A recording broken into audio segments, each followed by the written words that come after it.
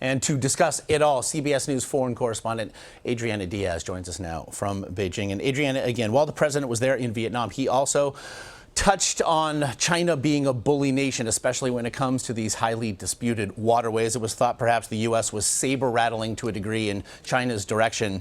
What to make of the controversy? Well, Josh, this is one of the most important waterways in the world. Every year, an estimated $5 trillion worth of trade passes through these waters. And under the water, there are natural resources, an estimated 7 billion barrels of oil reserves. That's about as much oil as is used in the U.S. in an entire year. So there's shipping value, there are natural resources, and this is really part of the world that opens Asia up to trade internationally. And so tensions grow there over the South China Sea. How are other countries looking, I guess, to fight China for their parts of the waterway? Well, it's hard to fight China because China is China. It's a military giant. But the Philippines, for example, is trying to use the international system. They filed a case, an international case against China and its claims.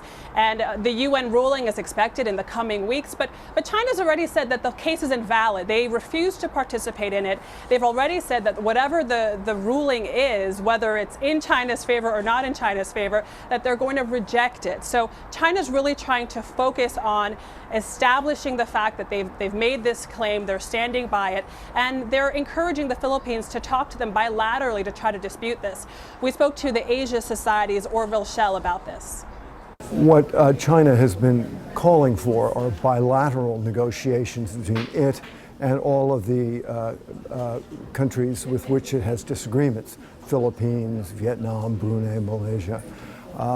And what, of course, these countries would like would be to have a multilateral, an international discussion, so they're not picked off one at a time as much weaker, inferior powers to China. So as he said, China is really trying to keep this as a dispute that can be resolved bilaterally with each of the countries that are trying to lay some claim to the South China Sea. As one person that we spoke to in Beijing told us, this is an issue that needs to be resolved in the family, so to speak, and the U.S. is certainly not considered part of the family. Adriana Diaz in Beijing, we appreciate it.